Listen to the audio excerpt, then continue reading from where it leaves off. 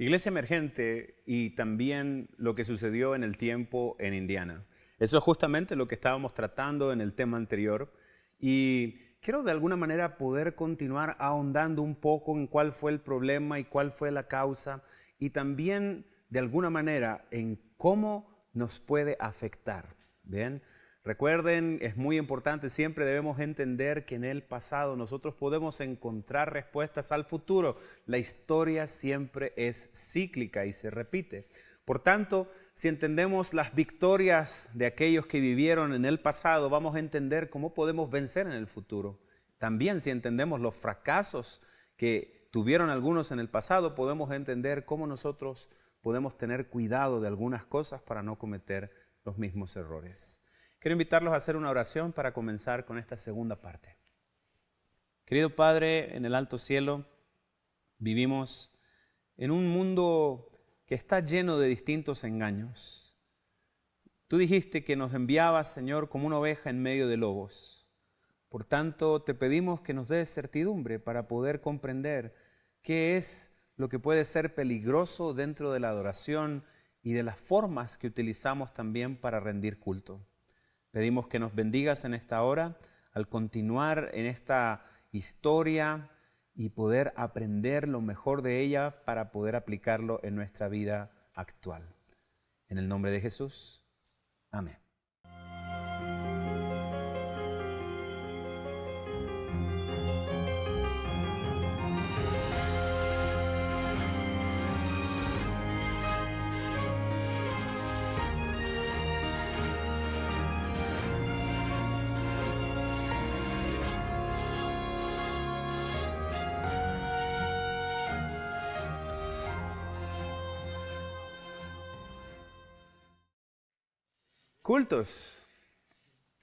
Cultos muy distintos a lo que estaba acostumbrado. Cultos en los cuales la gente se desmayaba, había histeria, griterío y había alboroto definitivamente. Es justamente lo que sucedió allá en el año 1900 en el estado de Indiana. Se arrendó una gran carpa, una enorme carpa, habían miles de personas allí asistiendo y empezaba a sonar la música bailable con letras cristianas. Poco a poco esta música iba creciendo y creciendo en volumen y también de alguna manera en excitación.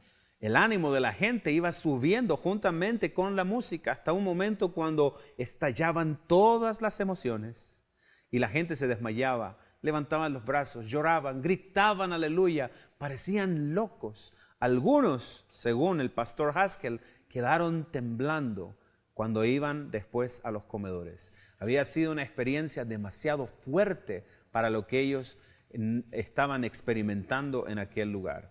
Tenemos dos espías que están dentro de ese lugar, el pastor Breed, el pastor Haskell y la esposa del pastor Haskell. Estos tres están dando testimonio de todo lo que vieron en Indiana. Una de las principales cosas que ven allí es que estos utilizaban los métodos de otras iglesias para poder emplearlos en la iglesia adventista del 1900. En ese punto, hay que empezar a analizar quiénes eran en ese entonces el ejército de salvación. En realidad, quiero resaltarlo antes de comenzar, no es nuestra intención de ninguna manera atacar una iglesia o una denominación tal, sino simplemente analizar cuáles eran las técnicas que se ocupaban en aquel tiempo relacionadas con estas denominaciones. Eso no quiere decir que ellos sean malas personas o que se vayan a ir al infierno, cosas muy terribles. No, definitivamente estamos hablando de la metodología que se utilizaba en aquel tiempo. ¿Ok? Dando a entender esto, hay que tener un cierto trasfondo del ejército de salvación. Básicamente, el ejército de salvación es una iglesia. Se llaman ejército porque ellos piensan que son parte del ejército de Cristo y tienen algo muy curioso. Así como en nuestra iglesia nosotros tenemos ancianos y diáconos, ellos tienen generales, tenientes y tienen de alguna manera cada una de sus graduaciones organizadas al igual que un ejército. Ellos también tienen un uniforme muy semejante y tienen una particularidad. Tanto William como Catherine Booth, quienes fueron los fundadores de esta iglesia, tienen una orientación social muy fuerte. Les gusta ir a los barrios pobres, les gusta ir a cantar en lugares donde la gente común no entraría, los barrios más complejos que existen en cada ciudad. En aquellos años, entonces, partían compañías de estos hombres a esos lugares y en los teatros donde normalmente se realizaban actos de magia o actos circenses, ellos se ponían a predicar la palabra y a cantar. Como un método para poder atraer a la gente de estrato bajo de aquel tiempo, ellos utilizaban música bailable. Y esto es algo bastante interesante. Dentro de los estamentos de la iglesia del Ejército de Salvación, ellos normalmente dicen, lo voy a leer textual, la tradición musical del Ejército de Salvación es la de usar música popular del día para alcanzar a la gente para Cristo. Bien. Ellos dicen, no importa cómo puede utilizarse la música, no importa el estilo que sea de música, vamos a utilizar, al contrario, toda la música que esté patente en nuestra época para utilizarla como un método atractivo para poder llamar la atención de la gente hacia Cristo. Bien, entonces este énfasis musical los ha hecho famosos. De hecho, ellos tienen unas orquestas de bronce que tocan himnos preciosos, pero también utilizan música popular. Esto, si tú analizas, por ejemplo, la iglesia del Ejército de Salvación con los años, te vas a dar cuenta que en el tiempo del 1900 ellos ocupaban la música pop que estaba sonando en aquel tiempo. Cuando tú vas a los años 60, tú vas a encontrar que en los años 60 salió la banda de los Beatles. Y cuando salió la banda de los Beatles, el Ejército de Salvación sacó su propia banda de rock que imitaba la música de los Beatles, pero con letra cristiana. Bien, cuando vas en los 70, en el tiempo del rock, en el tiempo de los hippies, el Ejército de Salvación sacó una banda de rock como el estilo de los hippies. Y en el tiempo de hoy, 2000, 2010, 2020, ¿verdad? Ellos siguen haciendo eventos que son de beneficencia y para estos eventos invitan cantantes cristianos tanto como seculares dentro de sus eventos para recaudar fondos por una buena causa. Ok, este concepto nunca fue algo propio de nuestra iglesia, mucho menos en la iglesia del 1900, pero al incorporarse las técnicas y la metodología de los pentecostales de la época dentro de nuestros cultos, entonces en nuestros cultos empezó a existir este mismo estilo de alabanza. No solamente era la música, era también la doctrina. No solamente era la doctrina, era el ambiente que se lograba por medio de esa metodología. No era solamente también el ambiente, era el estilo de la predicación que empezaron a tener los predicadores de aquella época. Ya no importaba la ley de Dios, ya no importaba el mandamiento del séptimo día. Ya la ley era algo irrelevante. Lo importante era atraer a las personas hacia Cristo y para eso íbamos a ocupar cualquier método posible. El fin justifica los medios. ¿Qué dijo la inspiración sobre estas metodologías? Vamos a leer esta cita de Sign of Times de febrero del 26 de 1885. Dice, siguen sus propias impresiones. Afirman que el Espíritu Santo les enseña. Y como los fanáticos que inquietaban a Lutero colocan sus impresiones encima de la palabra de Dios escrita mientras que pisotean la ley divina, porque sus corazones no están en armonía con sus preceptos. Esta es la opinión que Ellen White tenía de alguna manera, bandas pentecostales o del Ejército de Salvación que existían en la época. Propiamente tal, ella no está hablando directamente de lo que sucedió en Indiana, pero sin embargo está hablando de la metodología que se utilizó en Indiana. Y ella dice, aquí ellos tenían la constancia de, no sé, el Espíritu del Señor me reveló tal cosa. El Espíritu del Señor me reveló tal otra cosa. De alguna manera ellos pensaban que esas extrañas revelaciones carismáticas podían ser superiores a las revelaciones contenidas en este libro. Esa es una de las constantes que tienen este tipo de cultos, ¿no? De alguna manera aparecen profetas y aparecen videntes y aparecen soñadores de sueños. Y todos ellos tienen mensajes que a veces contradicen incluso la palabra de Dios. Vamos a ver otra cita en Manuscript Release, tomo 21. Dice aquí vemos al ejército de salvación y su banda de la santidad y su cristianismo barato, que complace a la gente porque no tienen que luchar. Presentan un cristianismo liviano. La señora White dice, ok, bueno, aquí tienen esta bandita y esta banda sí canta cantos cristianos o más o menos cristianos, pero en realidad lo que ella dice esto es simplemente un cristianismo barato, música sin peso, popular, un cristianismo barato que no tiene exigencias, en las cuales tú no tienes que cambiar ni hacer ninguna reforma en tu vida.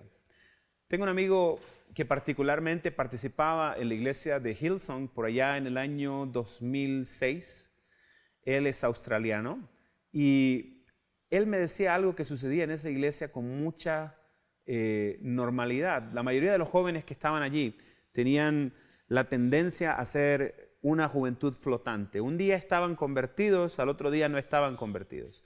Un día eran creyentes y al otro día no eran creyentes. Un día estaban tomando cerveza sin alcohol y otro día estaban tomando de la otra. De una u otra manera, ellos siempre estaban fluctuando de un lugar a otro. Cuando hay una religión que no coloca barreras, sucede esto. Cuando no hay barreras en la vestimenta, cuando no hay barreras en la música, cuando no hay barreras de ningún tipo, se da lo que Ellen White denomina como un cristianismo barato. Es barato porque no tiene ningún costo, porque no tiene de ninguna manera un compromiso que te obligue a ser distinto. Entonces, eso es precisamente uno de los elementos negativos que tenía este movimiento. También dentro de las técnicas que ellos ocupaban, hay una cita aquí en la Sign of Times de marzo del 19 de 1894 y aquí dice la inspiración: debemos estudiar métodos por medio de los cuales podamos predicar el evangelio a los pobres y desamparados de la humanidad, pero que no piense ninguno que Dios aprueba de un método a donde se requiere que un hombre juegue las veces de payaso o que actúe como uno que ha perdido su sano juicio. Tales métodos son completamente innecesarios e inapropiados. Bien interesante estas citas, ¿no? Nos enseñan de que nosotros no necesitamos precisamente hacer reír a las personas, no necesitamos esta clase de metodología, no necesitamos nosotros volvernos livianos en la palabra de Dios. Es una deshonra para Dios que nosotros hagamos las veces de payasos. ¿Bien? Esto es algo que es necesario, pienso yo, en nuestra época. Es necesario traerlo a la memoria. La predicación bíblica de la palabra de una forma clara, sistemática y profunda sigue siendo el mejor culto de adoración para el espíritu y para la mente. Y esto es algo que queda claro cuando nosotros analizamos todo lo que pasó en aquel tiempo. Por un lado tenías las iglesias adventistas que eran tranquilas, de alguna manera tenían un culto cotidiano común, donde la gente iba y lo que podía hacer era aprender de Dios, arrepentirse de sus pecados y de alguna manera poder ingresar a las filas de la iglesia. Por otro lado, en Indiana estaban iglesias adventistas que tenían el mismo membrete, pero que sin embargo, estas practicaban una clase de culto muy distinto, donde entonces la gente empezaba a emocionarse por medio de este ambiente creado por la música y tenían música bailable y entonces la gente se emocionaba y lloraba, se desmayaba, se levantaba, se volvía a desmayar, donde habían expresiones carismáticas y la gente tenía alguna visión o hablaban en lenguas, levantaban las manos y gritaban y la confusión reinaba en ese lugar, en el cual cuando las personas entraban normalmente terminaban participando de este momento emotivo. El problema de las emociones es que siempre son pasajeras. Cualquier conversión que se lleve a cabo por una emoción no tiene una larga data. Bien. Y tan rápido como viene la conversión con la emoción, cuando la emoción pasa, la conversión también pasó. Por tanto, en este punto la iglesia tuvo que tomar determinaciones. Tanto Breed como Haskell y su esposa habían enviado reportes a la conferencia general de lo que habían visto. Y entonces la conferencia general tuvo que tomar cartas en el asunto.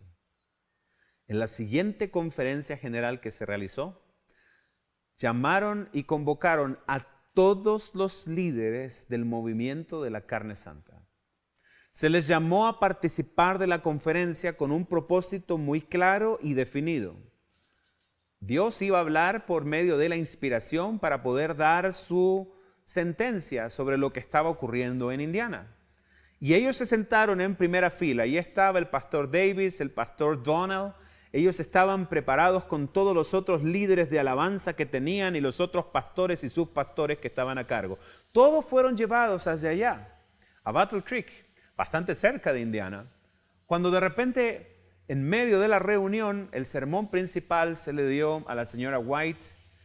Este sermón aparece registrado en Mensajes Selectos, tomo 2, página 35-36. La sierva del Señor dijo claramente en frente de todos estos predicadores: he recibido instrucciones concernientes a las últimas experiencias de los hermanos en Indiana y las enseñanzas que se han dado a las iglesias.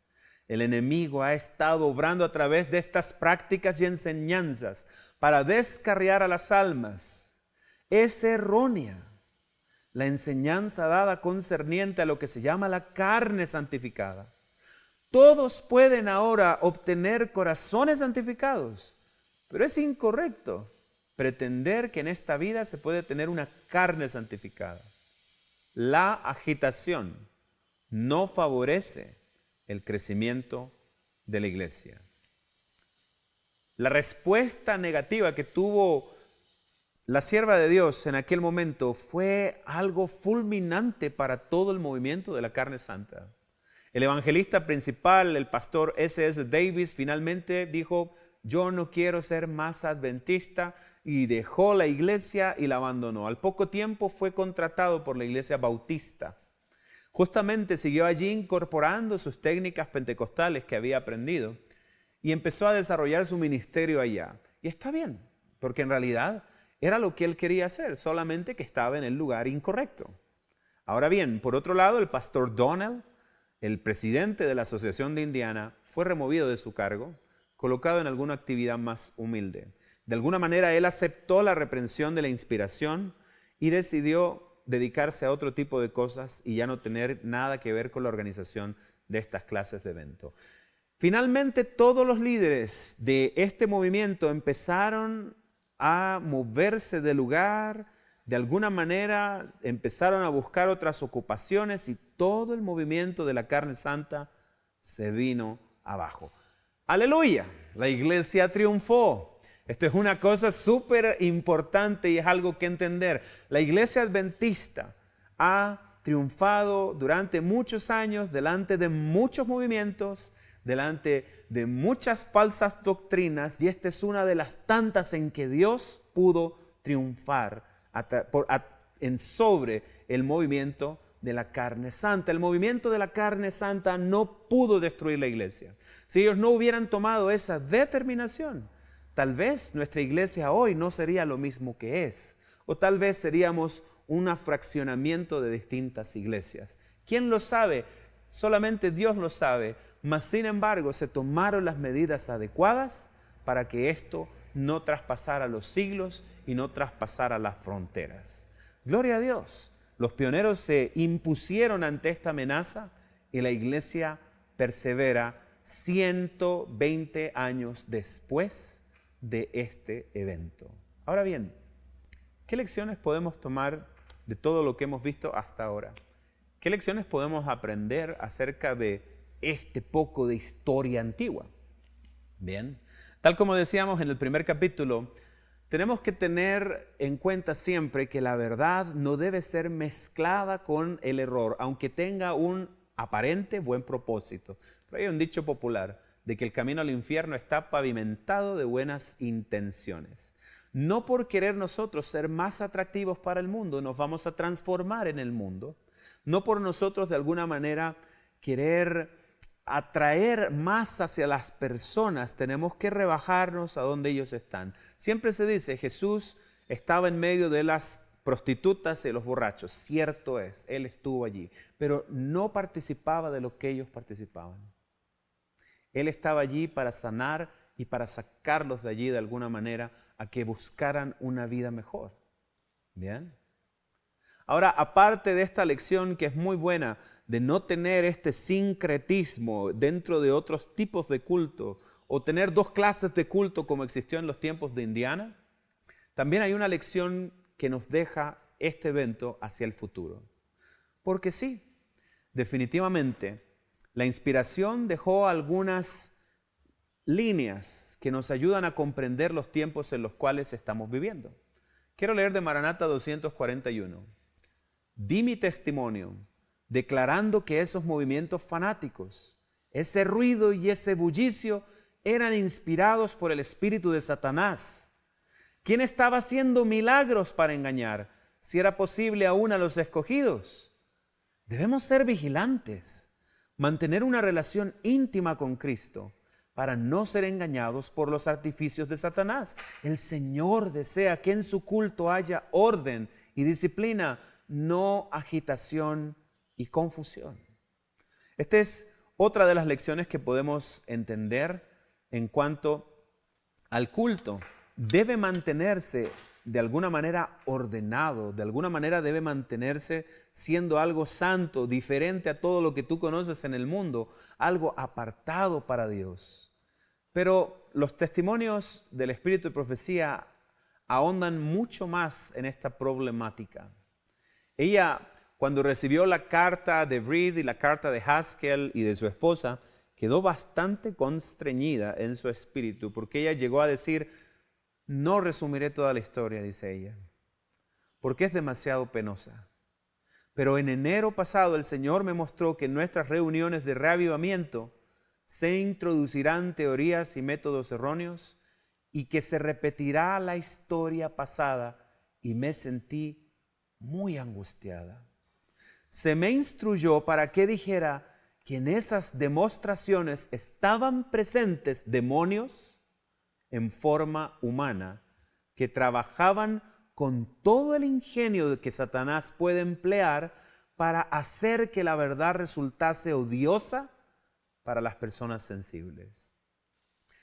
Yo no sé si alguno de ustedes ha visto alguna persona que haya entrado a la iglesia adventista que provenga de los cultos carismáticos o pentecostales, donde se dan justamente esta misma clase de excitación y de ambiente. Yo he visto que siempre ellos llegan a la iglesia atraídos por la verdad, pero siempre que entran a la iglesia yo he escuchado a todos decir lo mismo: esta iglesia es tan aburrida, aquí no está el Espíritu de Dios, porque ellos perciben que el Espíritu de Dios se manifiesta a través de estas experiencias carismáticas. Y ellos dicen: no, aquí es terrible, aquí no cantan, aquí de alguna manera no son alegres para cantar de alguna manera. Porque estas personas están acostumbradas a este otro tipo de sensaciones. Y tal como dice la inspiración, el Evangelio, la verdad se les hace odiosa. Ay no, si esto es así, yo prefiero volverme de ahí de donde yo vengo. Ahora también sigue diciendo la inspiración aquí en otra cita, un poquito más adelante. Esas mismas cosas que habéis explicado que ocurrían en Indiana, el Señor me ha mostrado que volverían a ocurrir justo antes de la terminación del tiempo de gracia. Se manifestará toda clase de cosas extrañas. Habrá griterío acompañado de tambores, música y danza. El juicio de los seres racionales quedará confundido de tal manera que no podrán confiar en Él para realizar decisiones correctas. Y a esto lo consideran como la actuación del Espíritu Santo.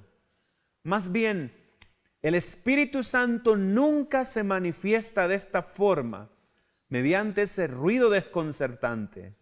Esto constituye una invención de Satanás para ocultar sus ingeniosos métodos, destinados a tornar ineficaz la pura, sincera, elevadora, ennoblecedora y santificadora verdad para este tiempo. Voy a leerles otra parte más y por cierto, todas estas citas las estoy tomando de la misma fuente. Mensajes Selectos, tomo 2, páginas 41 y 42. Presten atención. La verdad para este tiempo no necesita nada de eso para convertir a las almas.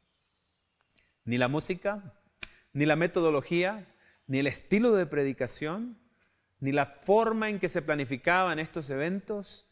La verdad para este tiempo no necesita nada de eso para convertir a las almas. El ruido desconcertante aturde los sentidos y desnaturaliza aquello que, si se condujera en la forma de vida, constituiría una bendición. Muy bien, queridos amigos, a estas alturas ya es tiempo de sacar algunas conclusiones. No estamos estudiando la historia del pasado simplemente por saber cómo es la organización que nosotros tenemos y cómo fueron los inicios de ella. Particularmente estamos estudiando el pasado para entender, pues ella dice que en el tiempo del fin, justo antes del tiempo de la terminación de la gracia, ocurrirá la misma experiencia que ellos tuvieron en Indiana. De alguna manera, ella visualizó que en el futuro volverían a haber danzas y otra vez bailes. Ella se dio cuenta que estas cosas se entremezclarían en nuestros movimientos de reavivamiento. Eso nos debería colocar alertas. Nos debería colocar la atención en todo aquello que se asemeje a lo que sucedió en Indiana. Cuando tú ves esa música alborotada y bailable que empieza a subir de intensidad, cuando tú ves que se crean estas condiciones para que la gente tenga experiencias extrañas y se pongan a llorar y a saltar, a brincar, a desmayarse o a hacer cualquier otra cosa, eso debe darte señales de alerta. Cuando tú ves que hay doctrinas raras entremezcladas con todo esto, cuando tú ves que se empieza a ocupar el púlpito como la plataforma para contar chistes, debes tener cuidado. Porque cada una de esas cosas, según la inspiración, de alguna manera van a constituirse en una trampa para los adventistas que vivan justo antes del tiempo del fin de gracia. Todos los sábados nosotros repetimos esta misma frase: Cristo viene pronto, Maranata, prepárate. Si uno cree y tiene la convicción en su corazón de que eso es una realidad, entonces uno tiene que entender que tal vez, los 144,000 estén caminando entre nosotros. Son los eventos del fin los que están aconteciendo, ¿sí? Si nosotros pensamos que Cristo viene pronto, entonces estamos diciendo las bestias del Apocalipsis están vivas y están trabajando más que nunca, porque eso es justo lo que acontece antes de la segunda venida. Si tú crees que estamos en el tiempo del fin y que estamos antes del cierre de la gracia, ciertamente vas a tener cuidado con las palabras de esta profecía, porque ciertamente eso es una profecía que tiempo después de que la carne santa terminó, parecía que nunca iba a encontrar cumplimiento. Mas, sin embargo, es mi convicción personal de que tenemos que estudiar más a fondo cómo son los movimientos de hoy. ¿Qué tienen que ver los carismáticos, pentecostales? ¿Esos movimientos ya no existen? ¿Existen el día de hoy? ¿Existen nuevas generaciones? ¿Existen nuevas formas de estos movimientos? Todo eso vamos a estudiar en el siguiente capítulo, ya directamente titulado Iglesia Emergente. Espero que el Señor te bendiga y que puedas tener un precioso día.